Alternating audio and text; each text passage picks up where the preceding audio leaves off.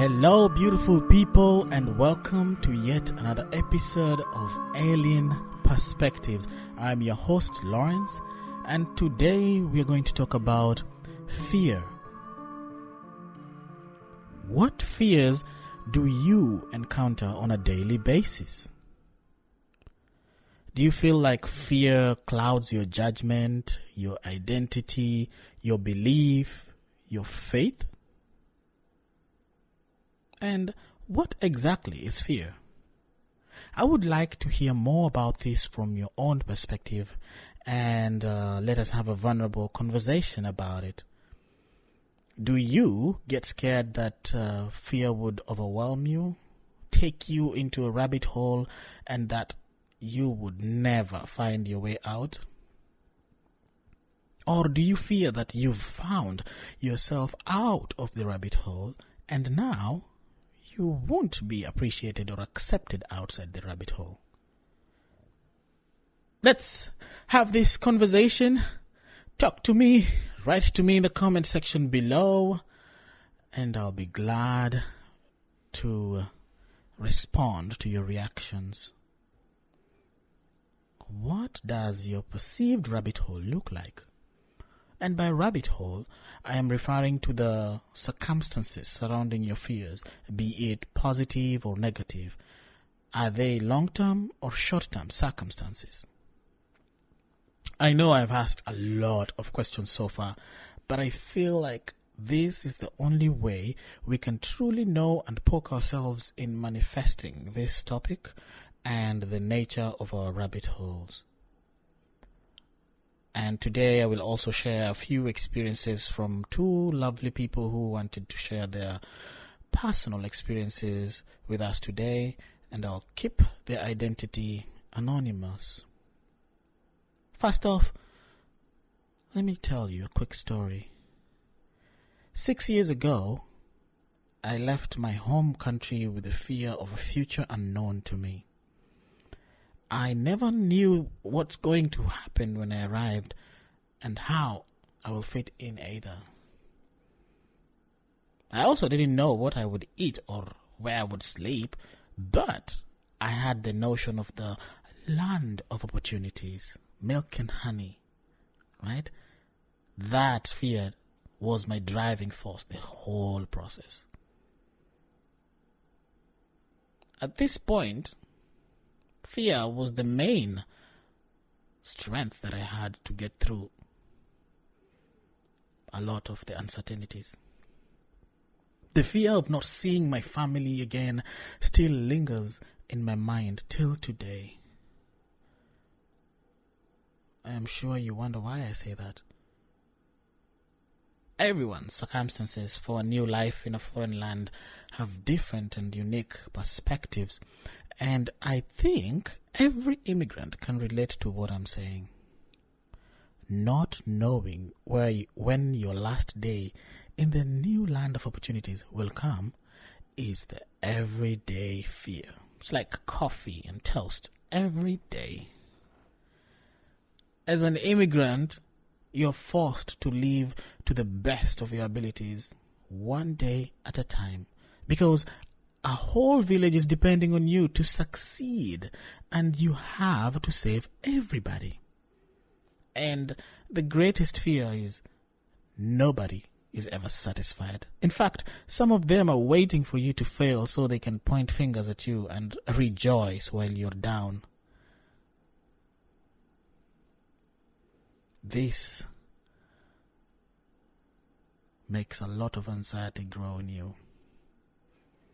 And this same anxiety follows you everywhere and never lets you live your dreams peacefully.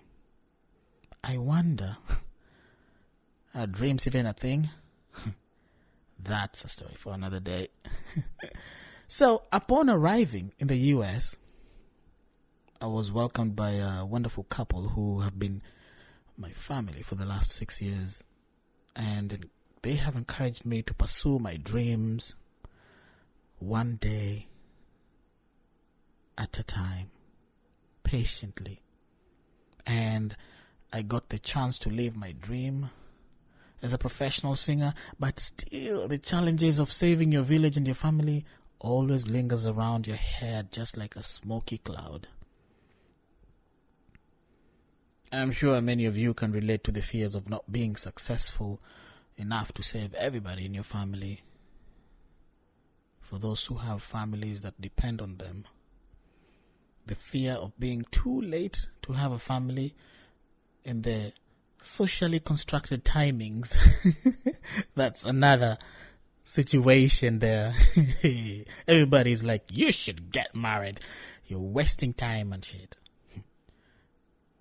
You should be making money for us.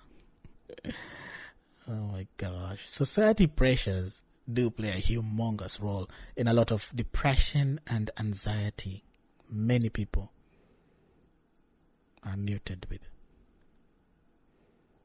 But have you ever found yourself laughing at yourself for all the uncertainties of your future?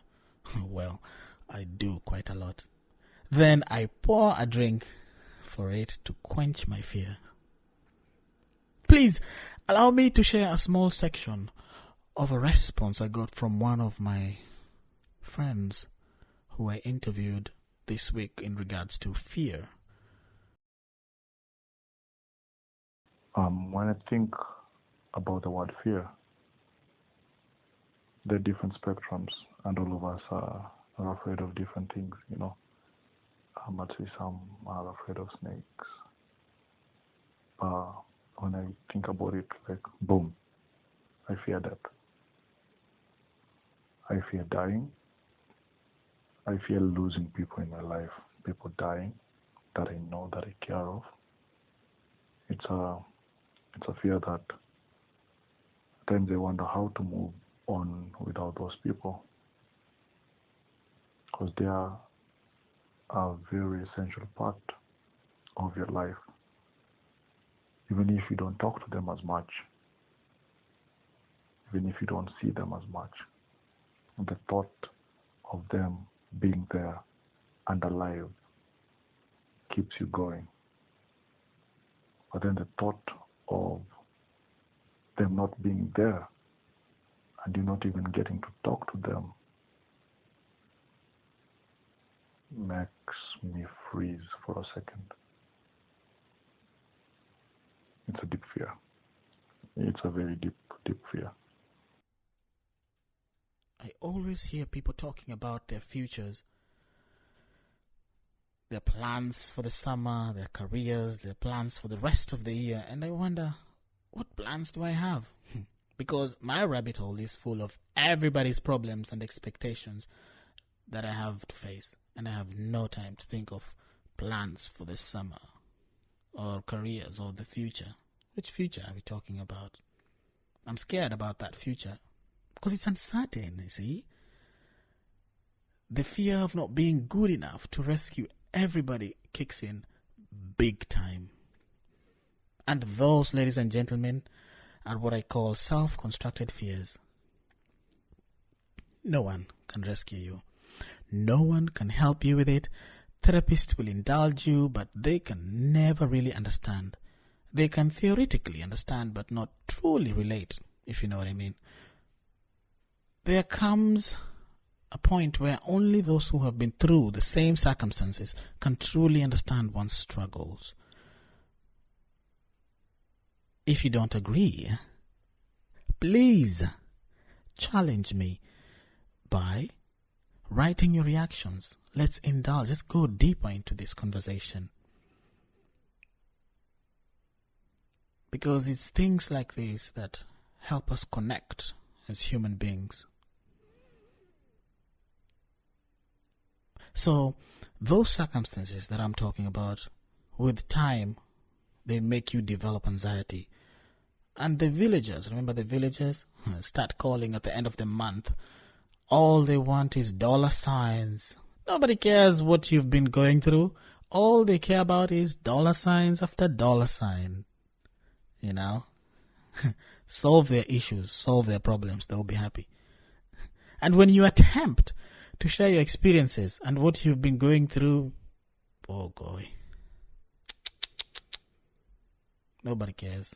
In fact, they actually notice when they actually notice you're sharing even a little bit, you're quickly regarded as weak, and you've lost your ways of your culture and betrayed your traditions of being a strong man or woman. But let me tell you, the greatest fears of all is not fitting in when you go back home. And that takes me back to my first statement. I said, not knowing when I will go back home.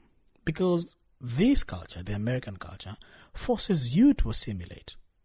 If you do not assimilate, you are forever looked down upon as an outsider, utterly misunderstood and judged for sticking to your roots. Those who can relate know how life goes after that. Many people struggle to maintain their identities, their traditions, and their faith, but fear always cripples a lot of dreams and aspirations, since the ways of the new society always challenges and makes you question all those beliefs you've been brought up with. The new community opens your mind and your eyes to seeing things differently from how people back home would view things. An example is identity. In this culture, this is a personal example, by the way, that really was a culture shock to me, to be honest. I have learned that there are more than 2 identity pronouns, and I was raised with 2, male and female. But after taking gender studies both in sociological and anthropological points of views, I learned about they and them. And if you even attempt to share this conversation with people, say, in my society, that is extremely problematic in so many ways. Because that is when you realize how small-minded your society is. This is not a generalization. No, it's my perspective. The people will look at you like you've become white, as they say. Their definition of white is others. You're not one of them anymore. The fear of having too much knowledge that makes you question your traditions and beliefs is the foundation of your rabbit hole. And that becomes a threat to your roots. So, by now you might have realized the amount of fear I hold as an individual. Not forgetting, on top of it all, the fear of fitting into a new environment and a new way of life, as well as losing the people you love. That is the deepest of all, losing the people you love. There is always pressure to be and give the best you can because you're an outsider. If you're not at your best, and not only will the new people in this society point fingers at you, but your village is anxiously waiting to see what comes out of you, and judgment follows in all colors that you can't fathom not. With all that said, I wonder, what is fear really? Is it the things that we think we can control but really can't control because of the nature of the circumstances? Or is it the things that we couldn't control in the first place that pulls you back deeper into the rabbit hole? That, ladies and gentlemen, is where I believe anxiety is fueled from, and ultimately depression wins. Allow me to share a second response from a conversation with one of my dear friends.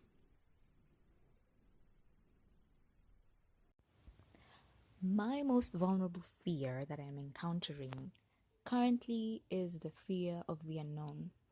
Just a little backstory. I have been residing with one of my siblings, and for the last 2 years, that has brought a sense of comfort. And right now, I gave myself 2 years before I moved out and started living by myself. And it just so happens my time to move has arrived. In a few weeks, I will be living on my own. And the fear of the unknown, in that I'm stepping out and now I'll be meeting my own bills. I'll be making sure that I have what I need, my necessities to get by each and every day, each and every month, each and every year. And that has brought the fear of, wow, will I be able to sustain this? And with what's happening with the pandemic, with salary cuts, job losses, businesses being closed, there's a lot of uncertainty with what's going to be happening in the next few weeks, couple of months or years. And so I'm finding myself in a dilemma. Should I really move? Should I postpone this? But it is a good move. It's progress. It's something to think about. It's something new, something to look forward to. And that's what I'm encouraging myself along the way. However, that is my main fear at the moment.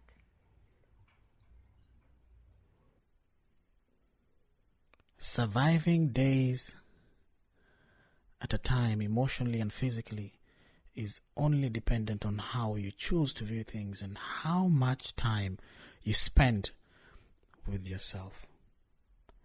Many times we tend not to pay attention to ourselves, I myself included, but over the last couple of years I've learned to embrace spending time with myself, making myself a good meal, taking myself out for a date, for a drink, for coffee, for lunch, for dinner, and just hanging out and thinking and planning, I would say.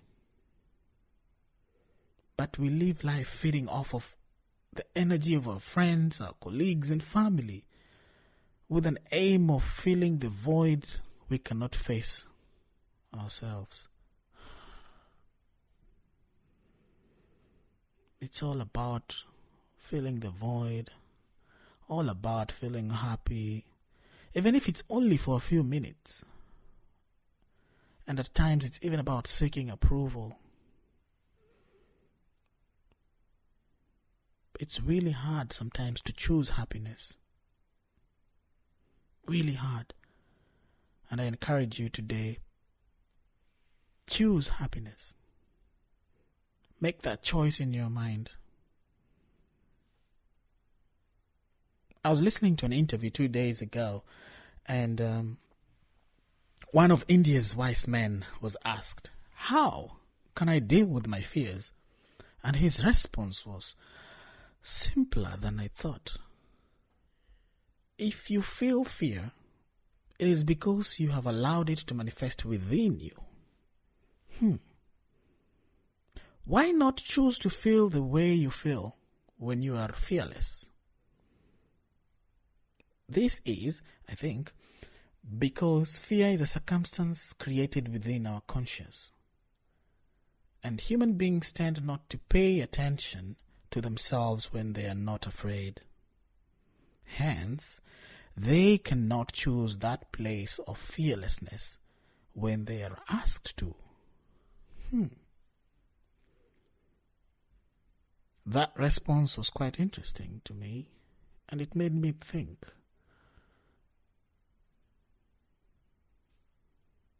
What are you thinking? Share with me your experiences. What fears are you encountering today? Is it from a traumatic incident? Is it the fear of not being accepted as an individual, as a partner or a child? Share with me. Write to me in the comments below. Tell me what you think. It is okay to be anonymous. And if you'd like me to share your stories on my next season, shoot me an email at alienperspectives30@gmail.com. alienperspectives30@gmail.com. These responses will be anonymous, and they will require your consent before I share them. So, to sum up everything, I would like to say, with time, I have come to realize that fear is a fundamental emotion to growth. But that all depends on how you define growth. And at what point does one view fear as a tool for growth? Because that, ladies and gentlemen, is something every wise man likes to tell everyone who is scared and full of fear. Only because you choose a different path than what the society we live in expects. Fear has made many of us outsiders in our own homes, our own cultures, our own faiths, our own beliefs, our own workplace, in our own friendly bubbles. Fear has made us forget about ourselves. Fear has made people lose or take their lives. I encourage you to talk about your fears. I encourage you to email me. Comment below. Let's have a conversation. Let's share. Let's talk. Again, if you relate to any of the questions I have asked today, please email me. alienperspectives30@gmail.com, and I will be happy to share your reactions to those questions. I have been your host, Lawrence, and you've been listening to Alien Perspectives. See you next week for another epic discussion on dreams. Ciao.